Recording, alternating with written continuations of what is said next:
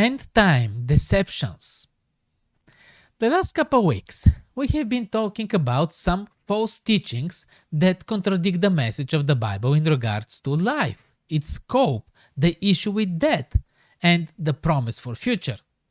This week, we continue in the same lines but focusing more on deceptions like mysticism, near-death experiences, reincarnation, necromancy, and ancestor worship, and others.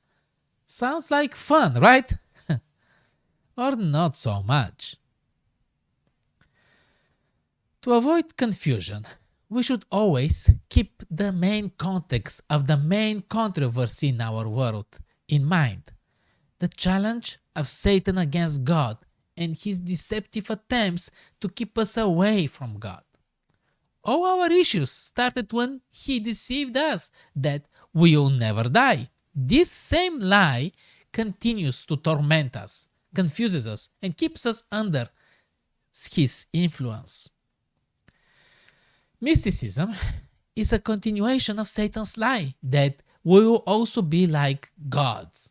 It's a special, divine experience in many forms, but that somehow authorizes us to be higher authority, and instead of us trying to understand what God's truth and message is, we take the liberty to nuance it in our own flavors.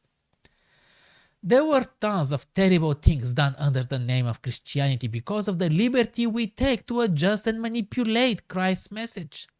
Taking the liberty to correct some of them by others that seem better to us create a vicious cycle that is impossible to escape unless we return authority to God and humbly and sincerely try to understand what He is telling us.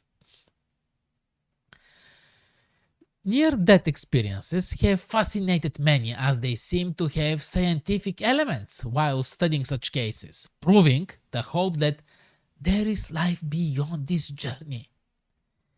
People that almost died or even crossed the other side, in their words, had a glimpse on something before they were returned back to life. What this experience really is, we don't really know.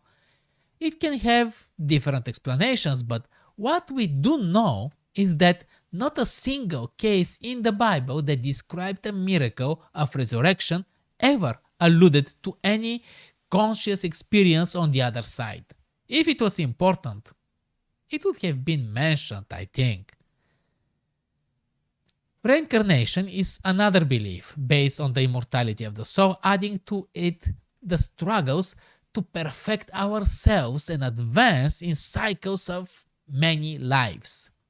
Yet another powerful and widespread teaching that contradicts and displaces God's message of salvation and hope. Talking to dead spirits may seem fun and interesting for Hollywood movies, but it's a continuation and propaganda of dangerous deception.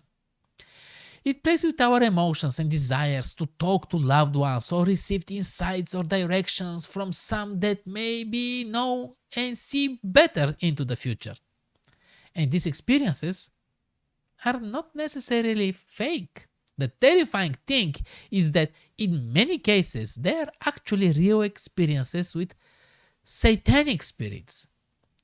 The Bible is clear that we don't become spirits or souls after we die. But it's also clear that Satan is on a mission and war to deceive and present himself in forms and ways that can allure us. He can not only talk to us in such encounters, but he can also appear in personations. It's a dangerous game for us to play, and it's a dangerous as we allow it though. It's a choice that we make. It's what we choose to believe and trust. But once we go in deeper, it takes control over us. So how can I summarize this lesson in the length of one tweet? #LessonInOne. Satan is on a mission to deceive, and his message is the same. We will not die, and we can be like gods. Mysticism, near-death experiences, reincarnation, necromancy, and others are tools on his belt. Next week, we will look at the biblical worldview.